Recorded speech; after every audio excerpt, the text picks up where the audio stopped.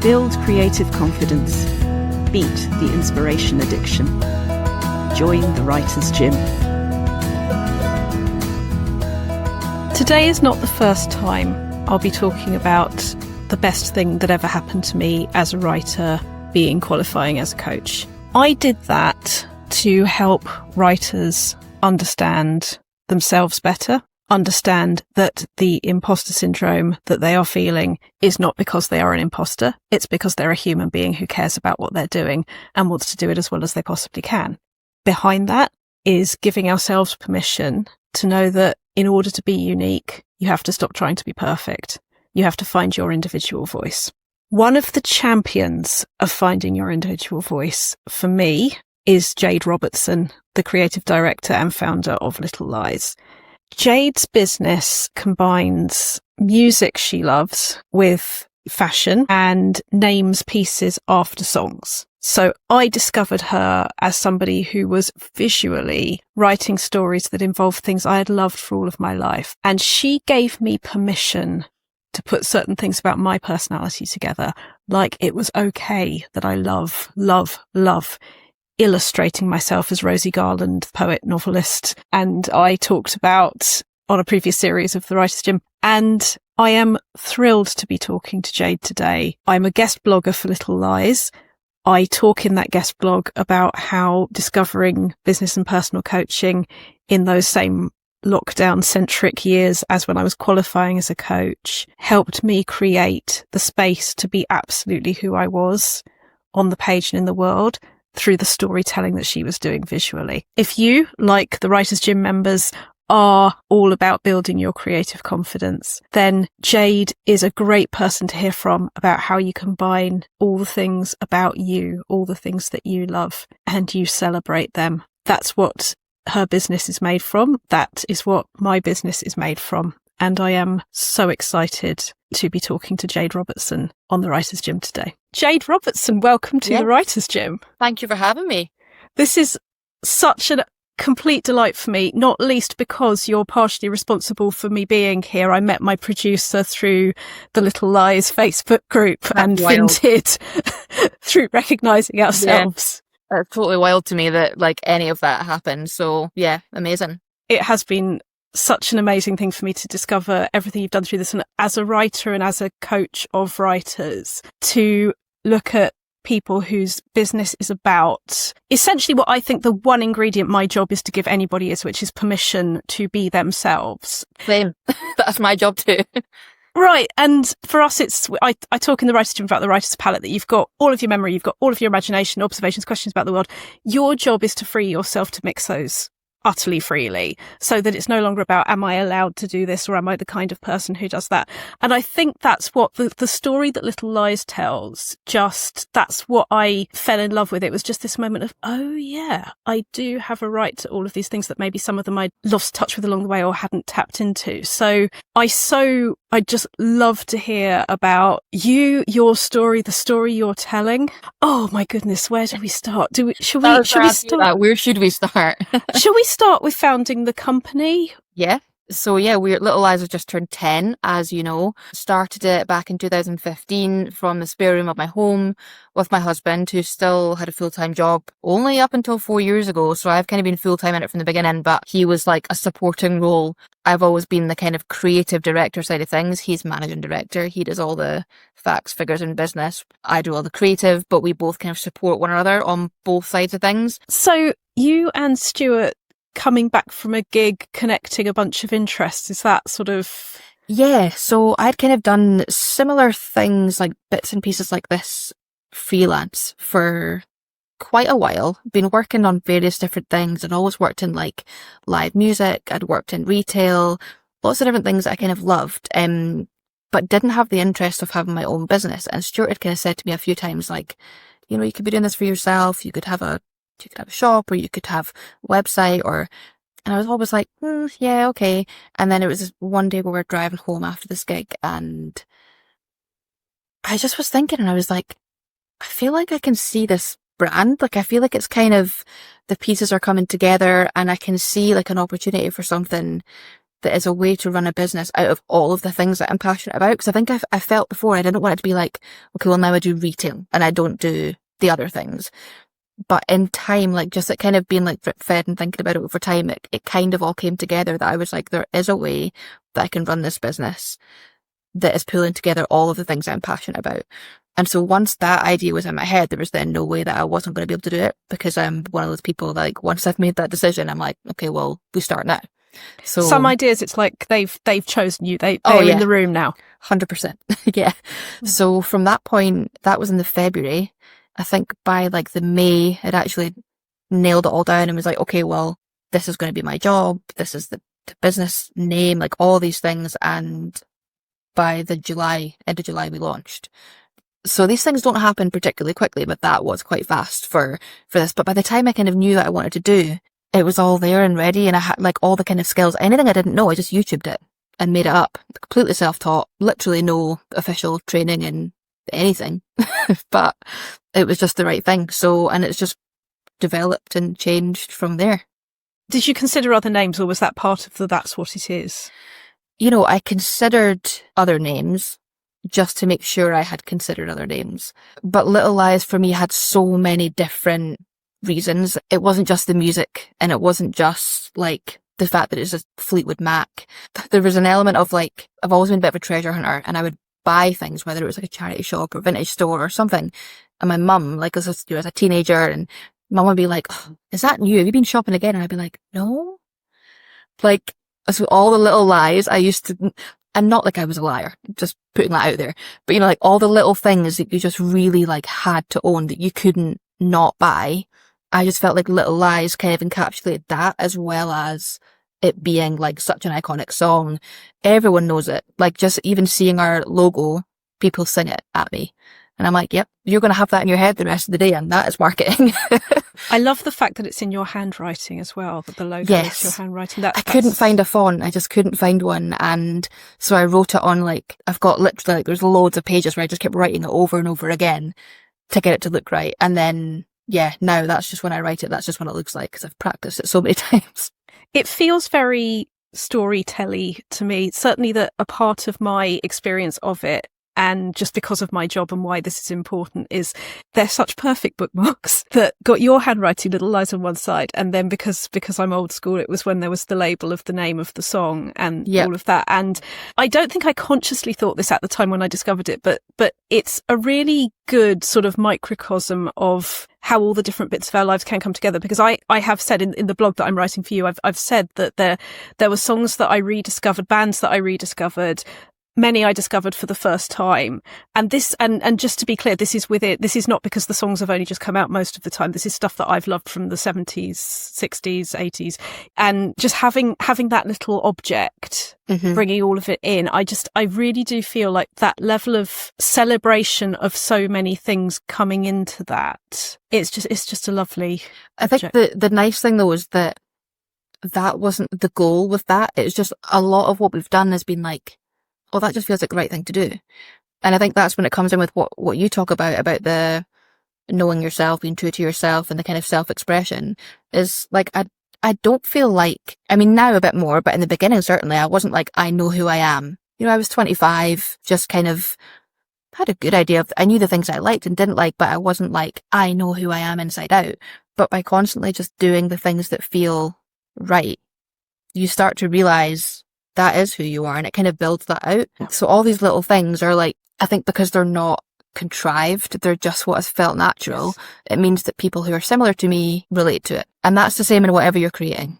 And it is how self-creation works, because with the coaching side of the business and with my own journey, which has included coaching and psychotherapy and realizing how valuable these things are, it's just really beautiful hearing you say that, because that is something that certainly at 25, I did not understand what I wasn't doing yet. I was still looking for permission or approval completely externally. And the irony is that in doing that, I was actually going, oh, I'm not, and this is my least favourite phrase in the universe, the kind of person who, and I wasn't as interested in clothes and hair and makeup and all of that in my mid-20s because I thought that wasn't who I was supposed to be. And it wasn't conscious. It wasn't that I was sitting there doing that, but the level of self-expression. I talked to a novelist and poet on the last series of the Writers' Gym who is also I talk about the goth spectrum. She's the proper goth as far as I'm concerned, but every goth thinks somebody else is the proper goth. She's goth best in show. And she said the same thing, that it's allowing yourself to be in the room. And we were talking about what I call feeling illustrated in that way.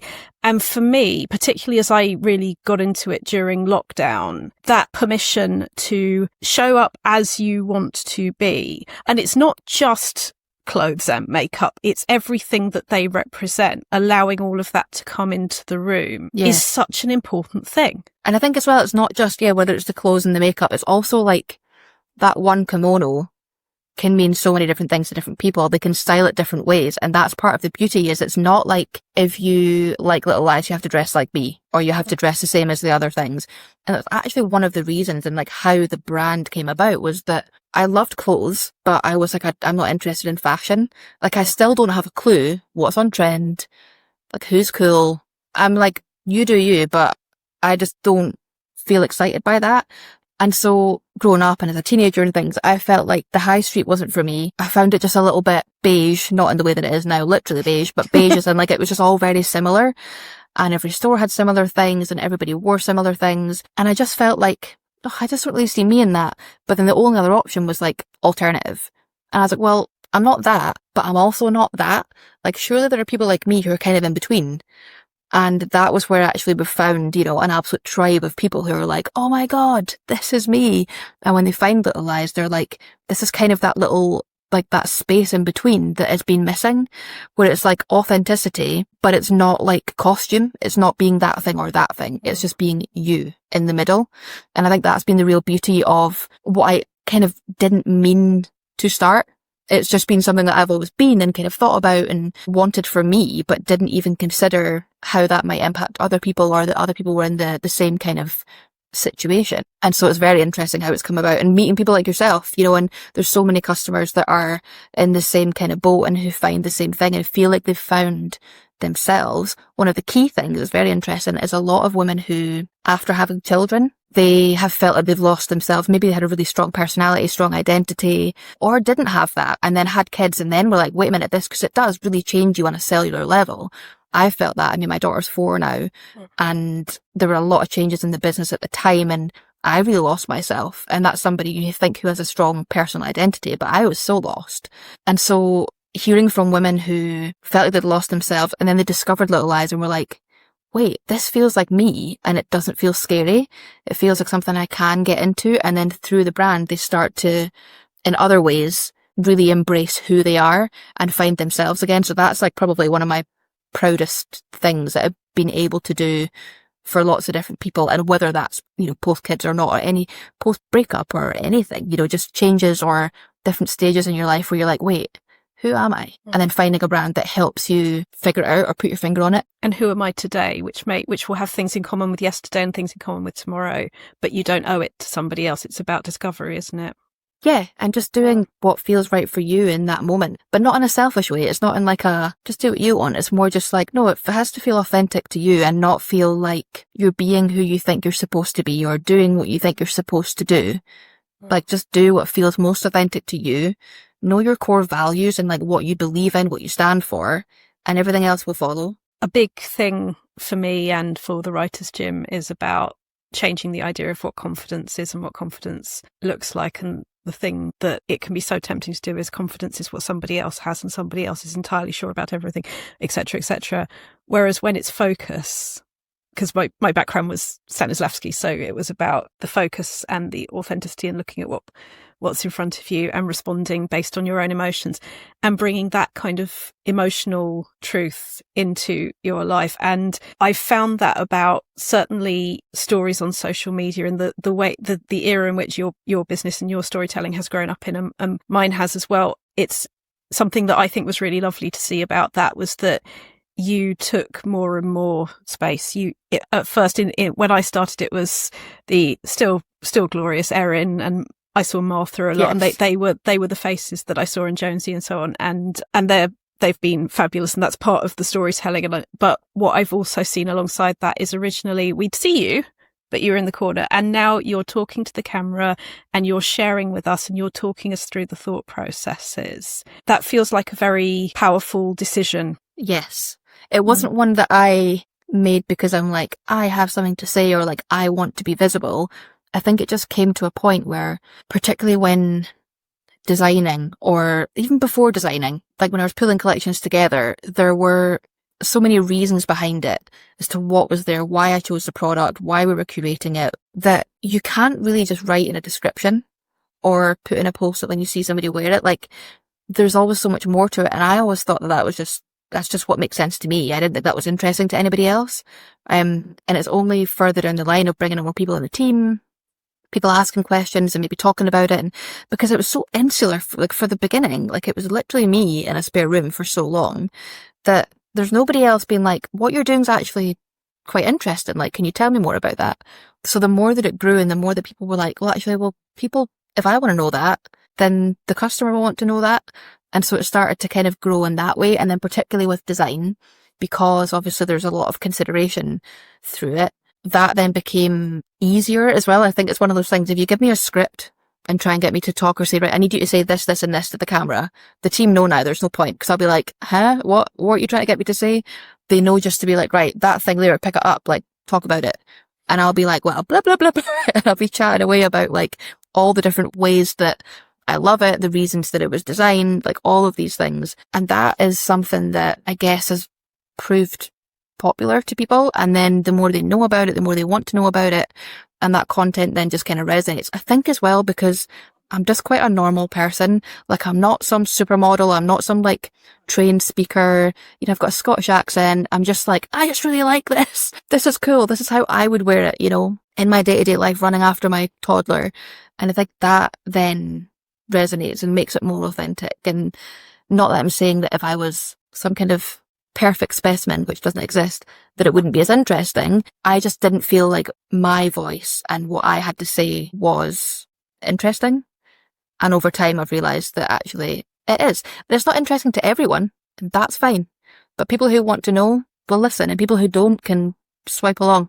And that's so important, isn't it? That it was never about everybody having to like us. And no. Yet if you look at, I don't know about you, but the first video I ever made on Instagram is essentially, hello, I'm absolutely fine with the chin's going up and you can see the person trying to get away. Yeah, the fear. But when you get to know your audience and when you get to realise that person out there is a version of you who could do with the encouragement, because that's what I always want to be. And it's certainly what you are to me doing that, is that you are communicating the story in all senses, as in, I mean, a side thing, but having different body shapes and having different heights. My God, I'm 5 foot. So, you know, having all of the different shapes and that side of things is a visual way of saying it is not about being some kind of ideal, which is actually the opposite. It is truly about individuality and growth, which then, as you do every video, we are growing. Yeah, definitely. I think that's like something that's really beautiful as well, is that like, you know, some days you can be confident, some days you can not, but you just kind of go with it. And I don't know, I think I'm getting more comfortable because it's like confidence comes from within. It's not from external validation. So what somebody else says on any of my videos, like I really don't care. Like I just want for anything that's of use for anybody there, that's what they get from it. And the people who aren't interested or don't want to see it, like, they don't matter to me, and that's fine. Like, I think just realising how unimportant you are is actually quite freeing, to be like, I'm doing what feels right for me and for my customers. It will resonate for some, it'll land, it'll feel like the right thing, and for others it won't, and that's great. It doesn't matter. Was there a moment, or was there a sort of, I mean, we got to talk about the Taylor Swift dress, because you can't argue with a superstar wearing the dress. And yes. then there's that example, but was that a moment where you went, wow, this is, it's arrived, or it's a thing, or was it earlier than that? The business has been, although it's 10 years old, it has been through so many iterations of what it is. We've always been called Little Eyes. We've always kind of on the front end looked quite similar as a business, but behind the scenes, it has changed drastically. and in so many ways and so many different times. The major change was when we moved from being a boutique to being a brand. So bringing in a design team, being like fully designed own label. And I think looking back now, if I was able to do that differently, I think I'm glad we didn't. Basically, if you were going to advise from a business perspective, we should have closed the business and started again, because essentially changing the product completely, like complete departure from like price point, the quality, the fit, everything was really quite confusing for the customer. However, I didn't want to lose Little Lie as the brand, and the customer basically built in that sense. And so we basically tried to make the switch, but it nearly broke us. Like, it was so difficult, and it seemed like it got more difficult as we went through that process. And we were approaching collections in the same way that we approached the boutique ones, except it was the own brand. And then at the same time, I became a mum. And through all of this, I just felt like I lost myself completely. And if I'm completely honest, I was very close to being like, I'm done. I think I've seen this through. I feel like this has come to a natural end. It's not working for me. I'm not happy. I felt like I had a complete imposter syndrome. I didn't trust my judgment. I didn't trust my personal taste level. I didn't trust my decision on what looked nice. I was kind of just like taking on everyone else's opinions, but we had a team of like 25 people. And I was just like, you guys know better than me. This is fine. And kind of doing what I thought was the right thing to do. And meanwhile, the business was just struggling and not performing as well. And I was like, maybe this is it. Like, maybe I just kind of be a mum, revisit something like this later. And I'd kind of hit complete burnout the Christmas before. So it was Christmas 2023. I was off work for 4 weeks because I literally couldn't function at all. And over that Christmas break and over that time off, I had come to the kind of realization that I'm not done yet. Like, I feel like I've not seen this through to every single thing that I want to do. I need to go back in there, put my big girl pants on, and really ensure that at every single stage, the product, the marketing, the way we run things, every single thing is exactly what aligns with what I feel I want it to be. And if then it doesn't work, I'll at least feel like I've seen it through and that I have tried everything possible. And on the Monday, I went back to work, and on the Thursday, Taylor Swift happened. And it felt like the universe being like, Taylor Swift says you should keep going. Do you want to just say that for anyone who's not, say what you woke up to? So yes, I woke up that morning, I think it was like the 11th of January, 2024, to images of Taylor Swift in this green velvet dress. And my first thought was like, okay, do we need a lawyer? Like, who have we accidentally copied? Because I just thought like I didn't even cross my mind that could be our dress. So I was frantically searching for like green velvet dress. And then after a little while, I was like, I can't find anything online like this. You know, I thought like, is it Chloe, or is it, is it a brand? Like, is it a Vivienne Westwood that I haven't realised? And we've accidentally, because, Taylor Swift as a person, a lot of her influences are very similar to ours. Have we drawn from the same influences and created the same thing? And then we were like, I think that is our dress. And so scrolled and scrolled and scrolled through orders and searched things and did a total deep dive and found the order. And we were like, holy shit, Taylor Swift's wearing our dress. And then it was like, let's do a press release. So, because again, the first thing I thought when I realised it was ours was, this would make a really good Instagram post, because I was completely oblivious to how much it could or would do. And then once we put the press release out, it went absolutely bonkers. And for about 48 hours, my phone did not stop ringing with every media outlet under the sun, like radio, TV, newspapers, like everything. I think because it was January. January is always a bit shit. It's always a bit miserable. It was Taylor Swift, the biggest star in the world. And she was wearing a £58 dress from a tiny little brand that was available in sizes 6 to 24. So people were like, I can afford the same dress as Taylor Swift and it comes in my size. And so it just completely blew up, and we did our month's target and things just went completely insane. And then, it dropped right back down to normal again. Like it wasn't a lasting thing. And she did buy multiple other things from us, and she's worn another dress at another point as well. Didn't have the same kind of thing. There was no professional photograph. So it was kind of like a very sneaky little Instagram picture that we could see.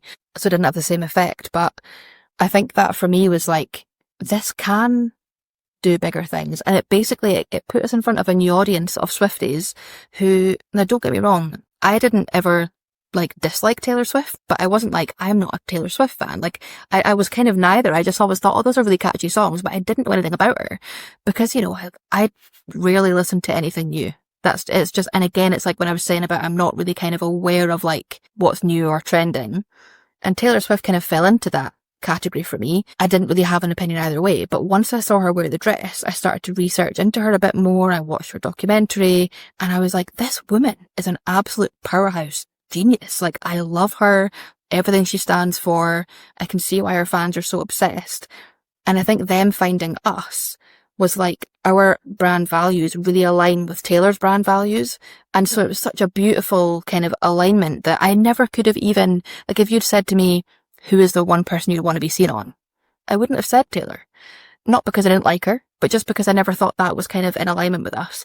Now it's like these things, you know, cross-pollinate in ways that you could not imagine. And so, yeah, basically that was like the big moment of 2024. And from there, having to do all the stuff I got launched into press-wise kind of gave me a bit more confidence. And yeah, I was thrown right back into the deep end after 4 weeks of wallowing. And for the record, it's so much more than wallowing. It is the ability to look inside and find out. And I was posting about this morning just because what we can do is want to rush for an answer, is get an answer now, because when there is that discomfort inside, you want to deal with it now. And actually sitting with, because a client, what the post was about was that a client had said to me yesterday, when I mentioned sitting with something, she said, but what is that? What does that mean? And I went, oh, because so many people never ever do it. And actually the answers that you come to in that particular example, the answer you came to was, maybe I don't want to do this anymore. And then you dug a little bit deeper than that. And the answer was, I very much do want to do this, but here is what I don't feel I'm embodying right now. And how do I need to do this?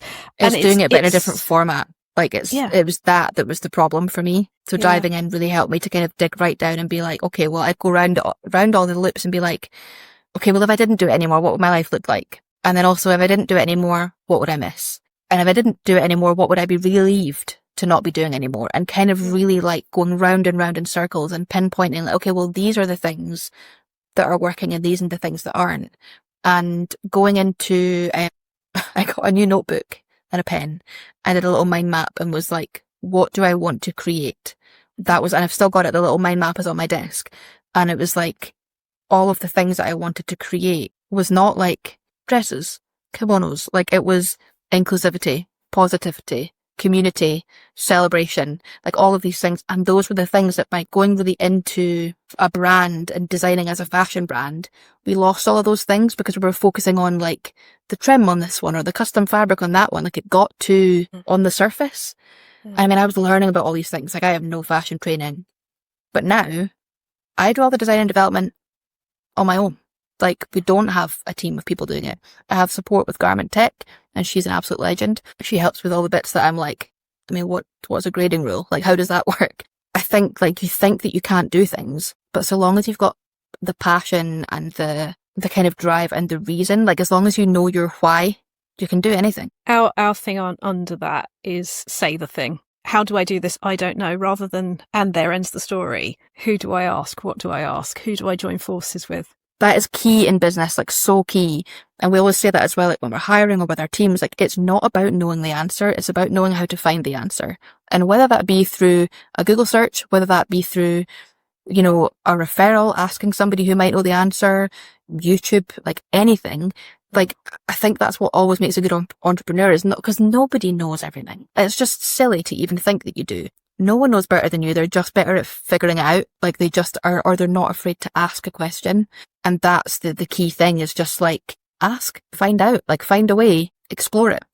I'm hearing in everything you're saying. So, I mean, it's not entirely gendered, but I have had a lot of clients who are female business owners who, when it starts getting bigger, when you're on a tipping point of some kind, even though that is the evidence in the world that something is working, that's the point where it can feel most like something isn't. And suddenly the imposter syndrome that most of us carry, if not all, it gets bigger. Yeah, it gets an echo chamber because somebody will say, here is a question. And you will say in your head, but I'm just me. And actually that is enough. It is not unlikely, Jade, that there are a bunch of people listening to this who, if they're not facing it already, will be facing it at some point. What would you want other people in that situation to either know or remember? I think that when you look at, like, looking at other people is not helpful, and that also you see somebody and think they have it all figured out. They don't. Like, literally nobody knows what they're doing. I also learned this, like, I felt like this after becoming a parent as well. I was like, none of us know what we're doing. We're all just winging it. We're literally all just winging it. And as soon as you are comfortable with the fact that you're winging it and that it's okay to wing it, then you start getting really good at winging it.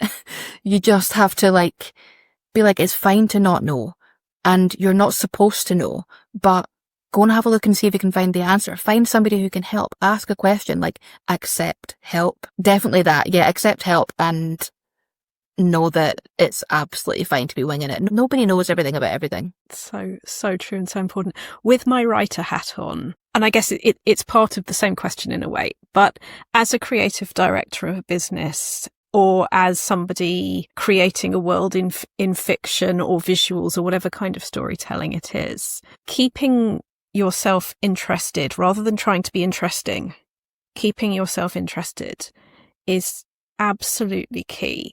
With my writer hat on, I'd be so interested to ask when you're getting, I don't know how the description side of it works, whether it's a team of copywriters or a couple or you and one other, or how that works. How do you ensure that voice of Little Lies, that sort of person or that identity stays itself? Are there things about that you work so with? there's people who, some of the team, Jess, who you probably know from our marketing as well. So she'll do a lot of the initial things. So what I'll do is I'll go into, specifically on product descriptions, I'll go in and put in, like, the bullet points of, like, these are the key actual functional garment features, like design features. Does it have a zip? What's the fabric like? The silhouette, is it based on another thing we've done? I put all those things in. She goes in and dumps in, like, loads of different stuff and, like, frilly things and different, like, options, because I don't have the time anymore to write the full thing. But then I go back in and then I really edit that right down. And so it's that thing where, like, neither of us feels like we write the descriptions, because it's like, it's not like that's my task and my task alone. It's sharing that task out and being like, right, well, I do this part, you do that part, and then I do that part. Between us, we do it. And then because I have that final edit and I sign it off and then hit schedule on the listing, it does stick to my tone of voice. But also Jess is very, very in tune with me, who I am, what my tone of voice is, and what the brand's tone of voice is. She's a customer, and that was, like, how we met, was she was a customer of the brand. And so, there's a lot of things within the brand that really resonated with her, that she felt like she'd always been looking for. And so she gets it. And I think that's the thing, is having somebody here who really does understand it. Then it means that she often puts things in, I'm like, yeah, that's probably what I would have said. Yeah, that's kind of the process of how we do specifically the descriptions for products. It's such a beautiful thing when you have that. With the Writers' Gym, I have somebody who works for me in the office, and she was an MA student of mine in creative writing, and the same. I love finding the right person, so that, as you say, you put the skeleton in, you put what needs to be in it, and they might do a bit, but because you've had all those previous conversations, even though you're not the one writing it, you, plural, qualitative, are the one writing it. It's still you. Yeah, and I think I just find it much easier to, like, if it was like, right, go in and write the descriptions for every single thing, I would find that kind of too overwhelming a task, and I would be like, oh, it's not being time. Fun as well. Yeah, I wouldn't know where to start. Like, that's what I used to do, and it got to a point where I was like, this isn't working anymore. And so, like, at times we've had different people in the team who would do them, but now, because I think it's circled back to me designing everything from scratch, it does need to be me having that final, like, and really, like, looking in and writing it. So yeah, I think it's nice that, like, I can go into what she's doing, and I can just do it so quickly now, because I'm like, oh yeah, this bit, that bit, change it. And I find that much more efficient than just writing the whole thing start to finish. Those relationships, and knowing that somebody, when you grow the business, when that story continues, being clear on those value pillars, as you said, knowing who you are, is so important, and just illustrating all of that. It's a wonderful, wonderful thing. It's crucial in anything you do. It is, isn't it? It's the same for everything. It is permission to be yourself. Whether it's about the business specifically or life in general, are there any sort of thought habits or approaches that you would recommend in terms of, as a creative director, as a storyteller? What would you sort of flag wave to other people out there? I think it's kind of the things that I've already mentioned in a lot of ways, that like the way I approach everything is like knowing your why. If you're clear on like what your why is, like why am I doing this in the first place? And whether that's like a specific interview or meeting or project or anything, like understanding your why allows you to then understand how you feel about it, what the reasons are for it, what your core value, pillars, values are. And then that just steers everything in and keeps everything concise. So that's one of them. The other one as well is around the kind of imposter syndrome and the confidence and things. It's just like, I used to always tell myself, if you pretend to be confident when you go into a room, walking into a room of a lot of people or doing some kind of event or anything you've got to do, if you pretend to be confident and that person thinks you're confident, what's the difference between actually being confident? And I found that in doing that and just being like, you can do this, going for it, in time, I actually was just like, but I can do this. And like the next scary thing was then not as scary. And so I felt I always had to do that earlier in my life, whereas now I don't have to kind of tell myself that anymore because I'm a lot more confident in who I am and what I want and kind of how I feel about things. And so I feel like the more sure you are of how you feel and of who you are as a person, the less things kind of bother you in any way and the less things are scary. But if you're like constantly like, oh my God, but I'm so like insecure, then that insecurity passes on to everything and makes everything harder. So I think just like that time of reflection and really figuring out like who you are, who you want to be, what you want your life to look like, that time to really think about it, write. I find that useful as well, like writing down, keeping kind of a diary. I don't do it all the time. I go through phases, but I recently listened to a podcast with Jamie Genevieve from the brand Vive. She's a makeup artist, and she was saying about write for 7 minutes, like set an alarm on your phone and just write continuously, not thinking about it, but just like constantly write. And actually you'll realize that things come out that you don't even know you thought or felt. And that just helps her to sometimes work through a problem or a situation. And so I find things like that really useful. But yeah, I think it all comes back to knowing your why and being comfortable with who you are. I love that thing that when you first have that idea about confidence, it's sort of what other people see. And then you realise, as you say, that no one's feeling like that. I mean, the thing that I said to myself, there's no such thing as adults. They're like, oh my God, yes. I can concur with that. Dragons and Griffins, beautiful idea, doesn't exist. We're all just doing our best. So exactly. that why is what you're left with, isn't it? It's why do I want to do it? What is the change that I want to make in the world and how do I do it? And it doesn't have, like, your why doesn't have to be a big thing. Your why can be that you want a comfortable, happy, small life. And that why is enough. So if that why is then like, oh, you're getting this thing where you should go and do this big thing. If that's not for you, don't do it. Like, just do what feels right for you. Whereas I know, like, my why is all about this, like, allowing people to realize that they can be themselves unapologetically. If that takes me having to go up and do a really scary thing, but it helps, then I'm doing it.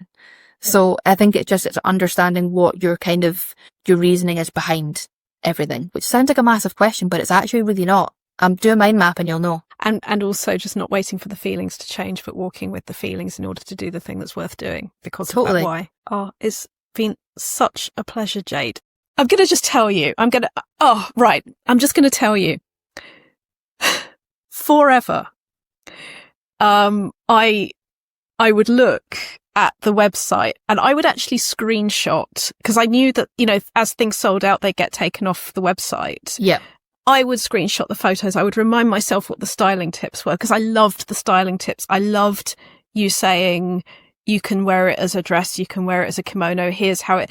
And I loved, and this is the thing, I love the storytelling because you'd take us in these tiny little descriptions, you'd take us to the gig with this character, with this person, you'd take this item and you would create this piece and you would create stories around it. And I think this is what absolutely lit this up in a way that, no clothing company has ever captured my imagination, become part of my thinking and my personality. That's that's not something I knew would happen. Me neither. I didn't mean it.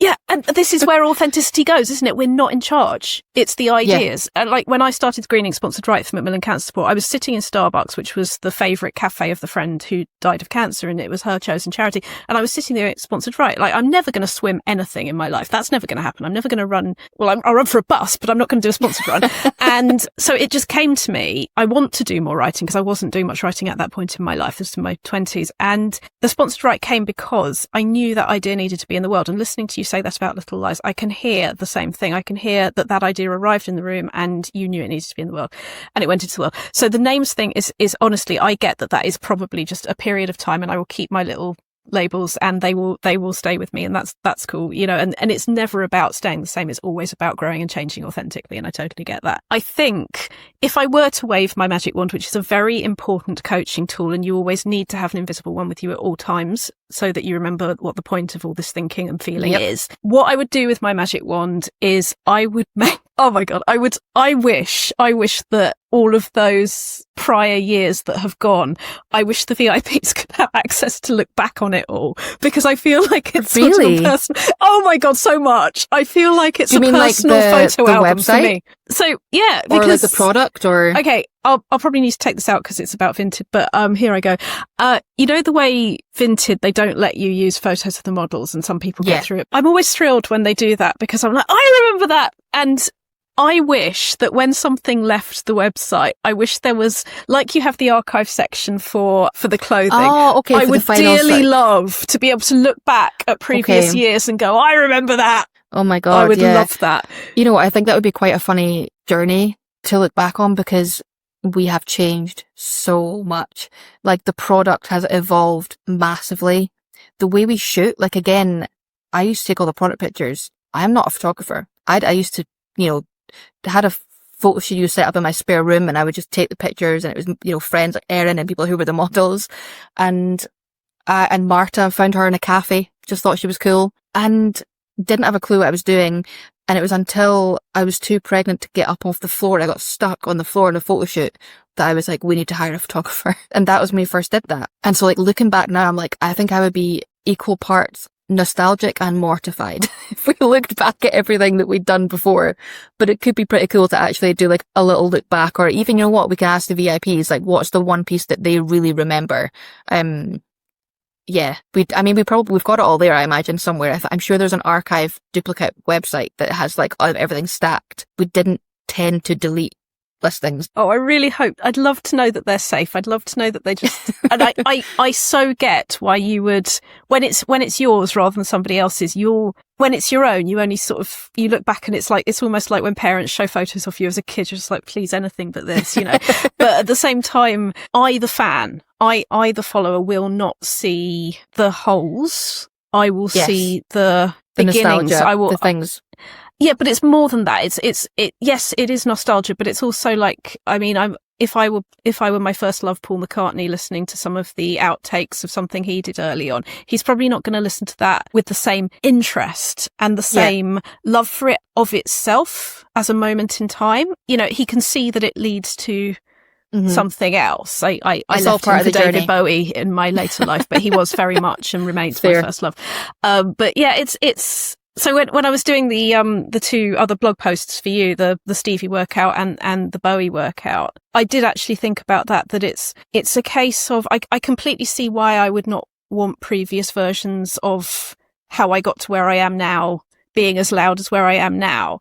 But if it were genuinely just VIPs who somehow got to see it, that would be the coolest thing in the universe. If I could go on the Little Lies website. See what I can... It's the attic, really, isn't it? It's letting the VIPs into the attic where all of the stuff that might mean nothing to you, but it's jewels to us. The funny thing is, like, saying the attic, it's like, so since we started designing and developing our own product, I have one of every single garment boxed in my attic for my daughter. So that, I mean, she might not give a shit, but she's not allowed to throw any out. It's got to be kept. Yeah. But it's the actual literal archive. It's also in case, like, you know, the office were to burn down or something, we've got an actual physical archive of everything. But yeah, the vault, the old stuff. I mean, I'll have pictures and things probably somewhere. When your Facebook page went offline for a bit, It was Oh my God. was a genuine problem for me because I couldn't check how to style things I own. Terrible. Yeah. I think like I want the VIP group to do more. Like I want people to talk in it more there and really build the community, because we have such a bunch of like strong, amazing personalities in there. But I think it's one of those things, until people start to post a bit more, it can be a bit scary. And I mean, I want to post, but then I'm like, is it weird if it's me? And people are like, do I comment on that? Like, you know, so I'm kind of, we need to, maybe us posting this in there will make them realize like we can just chat. It totally will. I think what I'm experiencing is the seesaw, the choice will be how much vulnerability am I ready to offer? What will I get if I say yes to that? What am I saying no to if I say yes to that? What am I saying, and vice versa? What I can absolutely say hand on heart is your encouragement to be more present and be more vulnerable will definitely get me in more. From a logistical point of view, the thing that I struggle with, and I have dyspraxia as well, so coordination and I were never brilliant friends. People do talk in the Facebook groups, but of course it's just, there's so much, it's just gone and you can't find it. Yeah. So I agree that probably the future looks like, to me, it does look like it would be within the pages where you can see it and you can talk back. I have zero doubt that any of us seeing you doing stuff will encourage us, because, you know, it's your house we're in. For all of you, not, you know, it's you're the one whose carpets we're worried about getting our muddy footprints on. You're the one who, you know, owns. I never thought about it like that. The thing is, like, when I started training in social media, and I'm sure you've heard similar things. One of them was, it's the shop front. You know, it's people are walking past the shop front, and there's that side of it. But the side of it that just is in my mind after that point is, once you're through the door, people are still in your, whether you feel like that or not, they are aware. Yeah, maybe I need to do some more kind of frequent posts in there, asking questions, and then people can kind of comment underneath instead of them having to do their own post. But again, I don't want to piss people off and just be like, me again. I mean, at the risk of flag waving, as a person who does this in the Writers' Gym every day on Voxer, if you want to have a separate conversation about it, I would be absolutely happy to be a spy. Sure. Somebody who get in there and help. Somebody who's part of the group who knows who's in there and kind of what they do and don't respond to. I think that's the thing, is that we're still figuring out. The marketing team are really looking like, what do they actually want from this page? Okay, so I think it's probably a good idea if I make that a separate conversation to this recording, but I would love to have a conversation about that. Definitely. Because, you know, it's, and I will leap back into, I'm sure we'll decide what goes where, but in terms of podcast, it is just an absolute honour to have a creative director who has created stories that have helped me do what I'm here to do for other people, which is allow them to be as them as they can be. You're totally doing that for me. So Jade Robertson of Little Lies, thank you so much for joining the Writers' Gym. That honestly means the world. Like, I'd never thought from starting this that would do that. Even having just done that for you is like such a massive achievement and something I'm really proud of. But the fact that you now do that for other people as well, like, that's amazing. That's like the best thing ever. So it's much appreciated. I really appreciate you having me on, and looking forward to your next blog post as well. What I will say, or actually I'll get you to say, is if you want to say the website and where they can find the blog and the website. Yeah. If you go to little-lies.com, on there we have our blog section, and there are now 2 posts from Rachel on there that are definitely worth having a little read through. And there will be a third. Yes. So yes, part 3. Creative confidence workouts through music, through self-expression, through self-identity. Yeah, if you like Jade, the brand, you'll love these. Absolutely. Thank you so much, Jade. Thank you for having me. You've visited the Writers' Gym with author and coach Dr Rachel Knightley. Production and sound design are by Ashley Lexine, and theme music is by Chris Gregory. To join a Writers' Gym workout online or in London, as a guest or as a member, visit writersgym.com or email thewritersgym@rachelknightley.com.